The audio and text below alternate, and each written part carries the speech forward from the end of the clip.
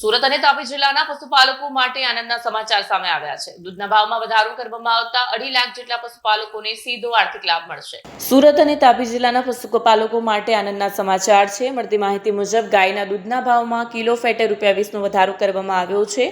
અગાઉ ગાયના દૂધનો ભાવ કિલો ફેટે 830 હતો, જે હવે વધીને 850 થયો છે, જ્યારે ભેંસના દૂધના ભાવમાં કિલો ફેટે ₹10નો વધારો થયો છે, જે અગાઉનો ભાવ 870 હતો, જે હવે વધીને 880 થયો છે। આ ભાવ વધારાના કારણે સુરત અને તાપી જિલ્લાના અંદાજે 2.5 લાખ પશુપાલકોને વાર્ષિક આશરે ₹50 કરોડ જેટલો ફાયદો થવાનો અંદાજ છે। પશુપાલકોમાં ખુશીની લાગણી છવાઈ ગઈ છે અને નિર્ણયને આવકારવામાં આવ્યો છે। આ અંગે જયેશ પટેલ, પૂર્વ ડિરેક્ટર સુમુલ ડેરીએ જણાવ્યું હતું કે દૂધ ઉત્પાદકોને યોગ્ય વળતર મળે તે માટે આ નિર્ણય લેવામાં આવ્યો છે, જેથી પશુપાલકોની આવકમાં વધારો થશે અને દૂધ ઉત્પાદનને પણ પ્રોત્સાહન મળશે।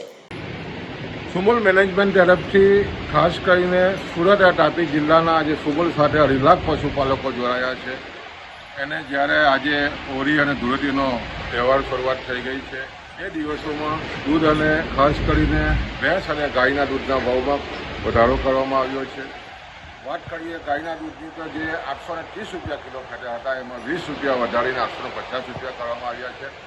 એ જ રીતે ભેંસના દૂધમાં પણ જે રીતે 870 હતા, એ વધારીને ₹10 વધારીને 880 કરવામાં આવ્યા છે।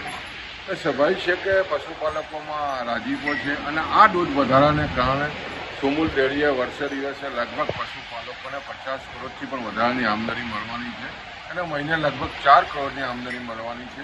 જે રીતે આ વર્ષે માવઠાઓ થયા અને ખાસ કરીને ઘાસચારો ખૂબ જ મોંઘો થયો છે, ઉત્પાદન ખર્ચો જે દૂધનો વધ્યો છે, એવા સમયે જે આ દૂધનો વધારો છે, ભાવનો વધારો છે, એને કારણે પશુપાલકોમાં ખૂબ જ રાજીપો છે અને આને કારણે આવનાર દિવસોમાં દૂધ ઉત્પાદનને ખૂબ જ મોટો વેગ મળવાનો છે।